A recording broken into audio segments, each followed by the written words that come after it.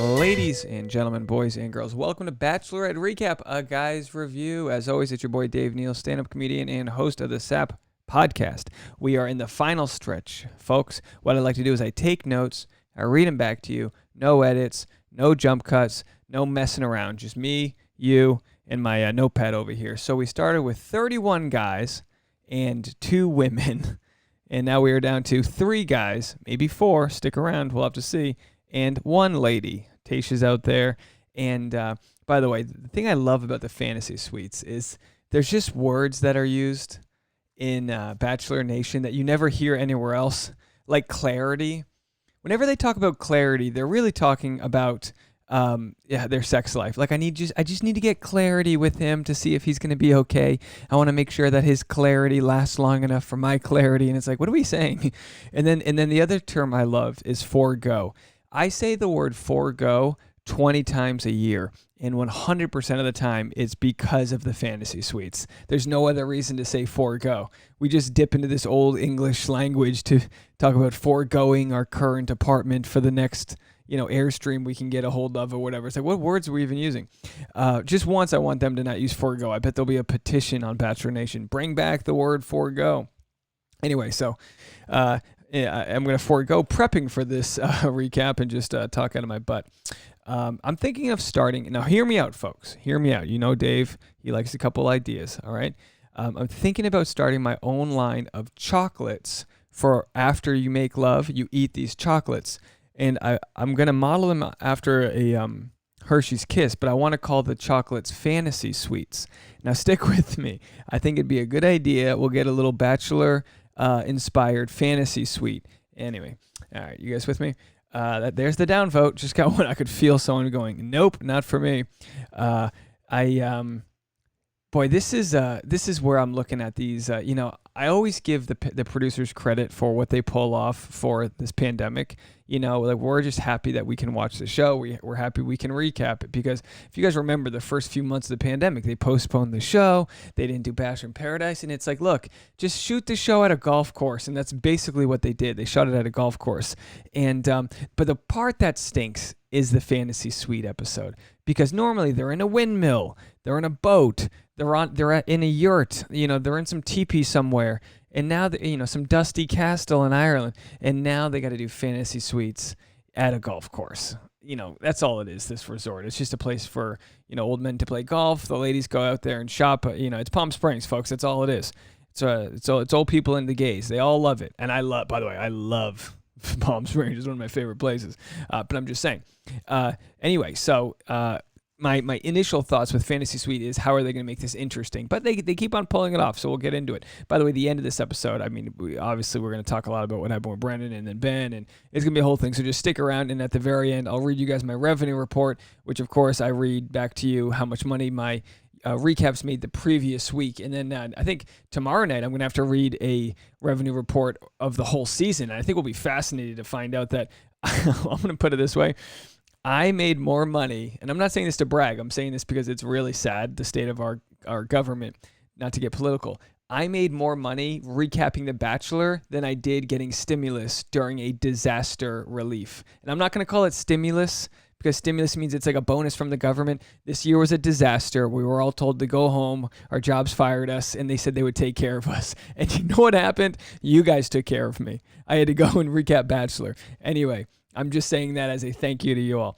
Okay, JoJo comes back tits this season. She says, with overnights, it gets harder. I'm sure the guys could agree. It does get harder with overnights. Very much so.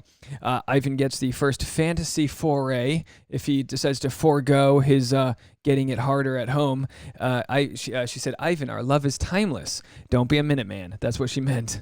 Zach says he let his sister date Ivan, which is an interesting compliment. But Ivan's a nice guy. Zach wanted to say it in a way. It's like, look, I'd let anyone in my family date you, but I don't want to let my girlfriend date you. Okay, that's where I draw the line. They do an ice bath date, trying to get the longest, coldest kiss. Look, there's no way my fiance and I could do this. 3 seconds in, she'd be like, babe, go get me some hot water. We went when we got engaged in Thailand last year. They didn't have hot water at the resort. It's just part of the thing. We stayed on some remote island. They didn't have hot water. So she went to go take a bath and it wasn't hot enough for her. So she asked me if I could use the tea kettle and warm up hot water. So for about an hour, I was bringing her a 1/4 gallon of hot water at a time. And she knows that's love. That's what happens when you get engaged. They start really laying out the demands. Anyway, so they do a record, 5 minutes, 16 seconds. They squash the record. The GoPros are in the ice bath. Some chump, graduated summa cum laude at New York University Film School, and now he's mounting GoPros inside of a bucket. Way to go, bro. Yo, $200,000, but you know how to use that GoPro Black Hero 8. Tayshia says they hit synchronized breathing. Ivan wouldn't let them just break the record. They kissed until they heated up the ice bath. And it's like, look, I understand it's a cold ice bath or whatever, but it's 115 degrees there in the desert. So as long as the sun's hitting your head, that's where you lose all your heat anyway. Anyway, I digress. The point is, I'm happy for you guys, but I'm not going to write into Guinness just yet. They go to dinner. Ivan tells Tayshia, I am undoubtedly falling in love with you right now. And then, which I thought was bold. And then Tayshia says, I definitely have been falling for you too. And now, so he says, I'm falling in love. Tayshia says, I'm falling. They didn't stick the landing. They didn't say, I love you. You love me. They didn't stick it. They did that millennial, let's just say we're falling in love. I'm starting to feel like I could fall in love with you. It's like, come on, just, say what you want to say. He accepts the fantasy suite key. They go to an Airstream. This is amazing. This is amazing. Anyone who's ever bumped uglies in an Airstream knows this is a great. The only problem is what's the suspension looking like on that thing? Like, I would have loved it if they did a full Airstream tour. Tell me what you're working with. What year is it? What's the make and model? Do we have an electric generator? Are there solar panels? I need to know more about the Airstream. By the way, what's the Airstream pooping rules? It's like, they're eating all these different meals. They're drinking things, they're blowing lines. Who knows what they're doing, right? Who knows? It's like, you got to tell Tayshia, like, hey, you want to go walk the dog? Go for a little walk. I got to go, I'm punching cloth over here. I got work to do. What are the rules in that Airstream? Isn't it funny that we watch, and by the way, I'm assuming you guys do this with me. Let me know as I dive into a fantasy suite. Do you guys watch the morning after the fantasy suite looking for clues like you're a detective to see if they had sex? Do you guys do that? You're just watching and you're like, all right, shirt's undone. Nice. Okay. They ate some pizza, but they left it. What's in that drawer? What's in there? You're just like looking. I don't know. I wrote this down. I said, I look for clues to see if they hit Harrison's. I want that to be the new bumping uglies is hit Harrison's. Like, oh, what'd you do last night? Oh, I met this girl in town. Yeah, we had a good night. We got drunk. We went home. We hit the Harrisons. We just kind of hit. Okay, you guys get that one? Are you with me on that one? Let me know in the comment section. Hashtag hit Harrisons. Let me know if you're out there hitting the Harrison. Be careful. Wear protection. Put on a baseball cap if you're gonna hit your Harrison. Oh boy. Hope that'd be great if that took off. Hope frustrating. It's frustrating for Ivan to go back. Typo. How frustrating is it for Ivan to go back to his boys and not be able to share the story of his night? Because every guy knows, and I'm sure the ladies do this too. You go to brunch, you talk about like, what was it like? Oh my gosh, was it amazing? Which way did it bend? You know what I mean? Whatever. Did he pay for it? Whatever. Did you charge him? Did you just Venmo him? Was it the worst date ever? Did you ask him for $100 after? That can happen. You have a bad date. You just Venmo request someone $1,000 for wasting my life.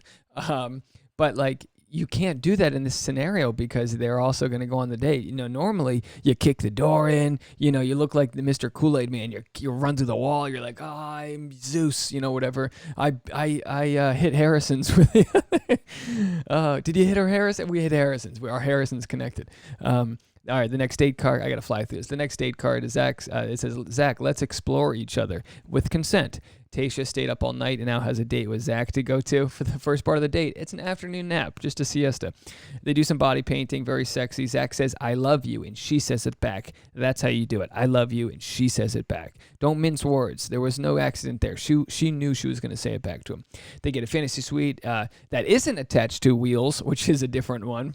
So that would be cool if they all just took different types of campers. It's like, all right, we need Dean's van. They just bring a van in. They got the Airstream, and then the next thing you know, they're just banging in the back of a pickup truck. That's a good promo, for a Ram 250. Speaking of ramming, hitting Harrison's. I'm going to make it work, guys. I'm going to make that work. Believe you me. Or I will forego doing recaps for the rest of the thing. If you guys don't want to hit Harrison's with me, we'll just forego this whole process. By the way, I don't even know what I'm saying at this point. I've made 55 videos this month. I'm doing Vlogmas every single day, a new video. We're doing live streams. You guys are coming to this. If you're still watching this, get a hobby. I'm kidding. I appreciate you guys so much. You have no idea how much you have added value into my life and this community we've built. By the way, shout out to Jen Murphy in Canada, old Canadian friend Jen. She sent me a package like 3 weeks ago. We finally got it, hand delivered today, and I'm going to open it up tomorrow. I can't wait to see what it is. Thank you so much. You're so sweet. The cards, the gifts, you guys are too kind. The Venmos, really too kind. I surprised 3 random recap audience members with gifts, and they've been sent in the mail today. Most of them will arrive on Christmas Eve. So check your mail on Christmas Eve out there, everybody, and let me know if you got a gift. And if you didn't get one, I'm sorry. I chose it at random. You guys have been amazing.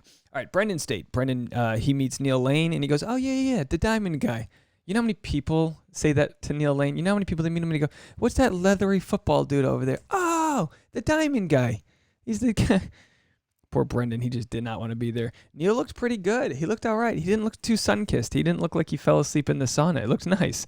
It sucks that this whole thing is just a date for Neil Lane, but I mean, the dude gives away these $50,000 rings. I bet you what happened was Becca broke up with Garrett, and because it was at the 2-year mark, she didn't have to give the ring back. So I'm sure Neil Lane was like, look, that was a $50,000 diamond ring I didn't get back, so you're going to let me come on for an episode.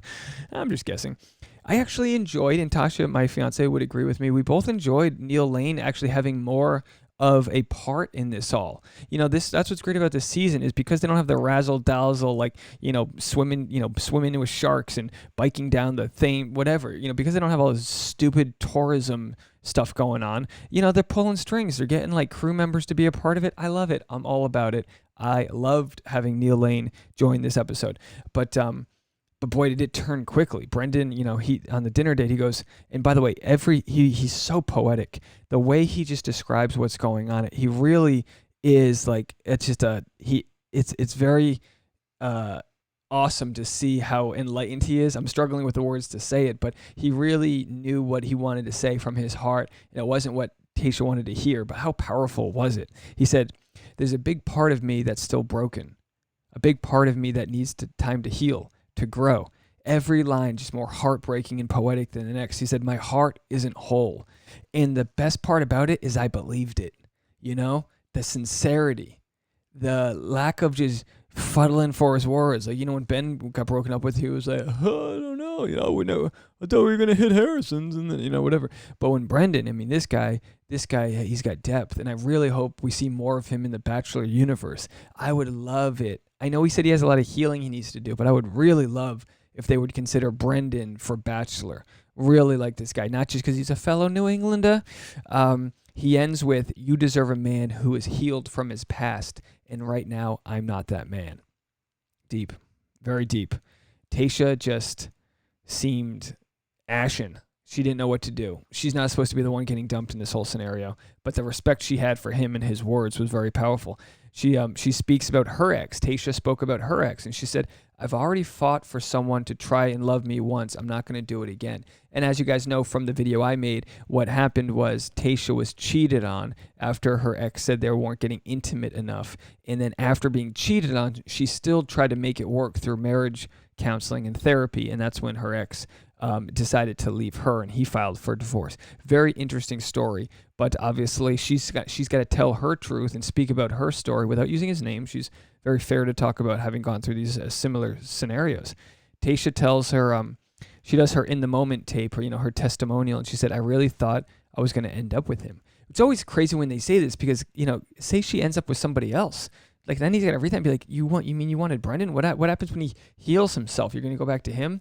It's very interesting. And everything, in my eyes, is lining up to her not ending with somebody. I really don't know. Rachel shows up to offer advice. They have a good little chat hanging out. Tayshia mentions Ben and that she's not over him necessarily. A very interesting conversation that, as Rachel's trying to get her to be like, all right, but we're down to our final 2. And she's like, yeah, but the 4th guy. And you can't blame Tayshia. This is shorter than an already truncated process. Bachelorette, Bachelor, 12 weeks, whatever it is, it's already lighting a firework underneath Destiny's ass, okay? It's already the fastest thing ever. She's showing up 3 episodes late, and now she's supposed to know if she likes Ben or Brendan or Zach.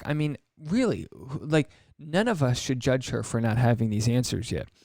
Ben shows up in his tight pants. He looks like he just, got done with his men's baseball league. Like, what is he wearing? He looks like a British cricket player. And then again, he does squats. He's got strong legs. He's got chiseled calf muscles. You can't teach that. He stops by Chris Harrison and tells him he's in love with Tayshia and needs to tell her. And Chris is like, all right, well, more money for me. Sure, go for it, because Chris orchestrated the whole thing.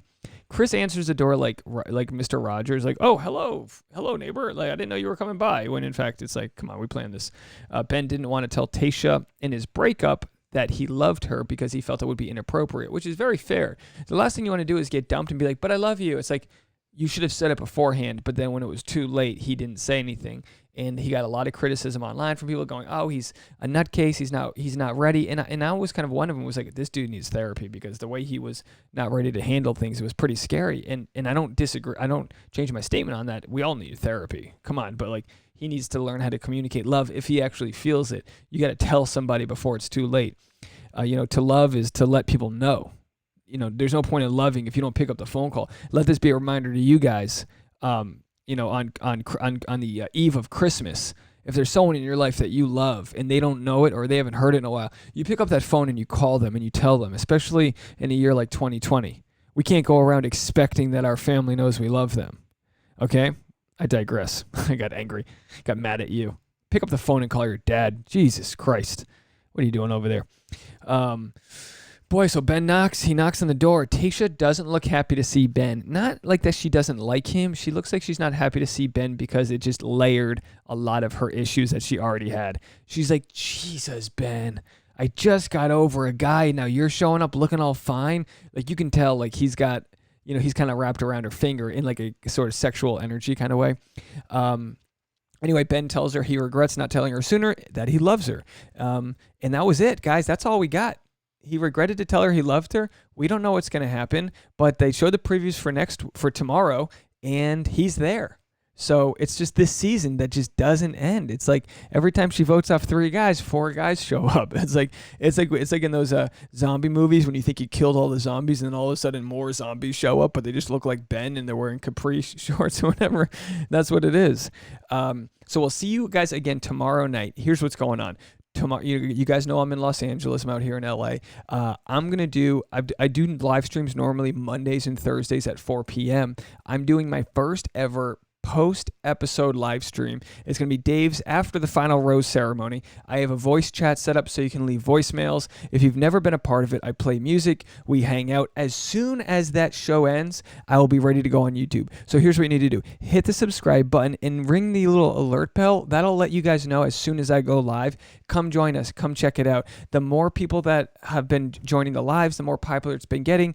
It's really helped me increase my production value, and I'm actually doing more recaps and more live streams. So Matt James season, which is 2 weeks from today, I'm going to start doing post-episode West Coast live streams. There's a lot of other content you guys can watch, but the people that have been sticking around with me, giving me words of affirmation, filling up my love well, sending gifts, Venmo, cards, literally pizza, Susan, I see you. Susan sending me pizza. I mean, come on, like, you guys, I'm grateful. I'm honored. I'm floored, and we're just out here trying to hit our Harrisons together. You know what I mean? Like, that's all we're doing. So from everyone that's in my neighborhood that's watching, all the way to South Africa and Brazil and Australia, you guys are amazing. I thank you guys for helping this community come together. I literally couldn't have done this without an audience to speak to.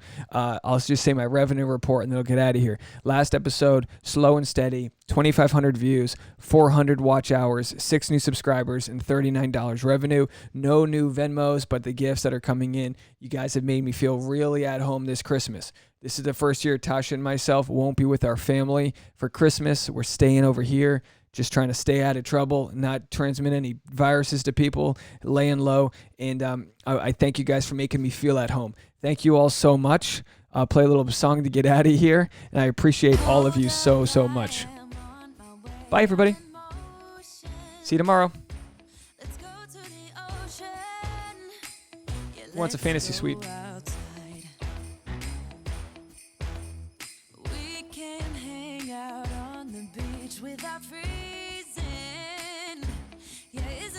Fantasy suites. I should tell Chris that. Bye.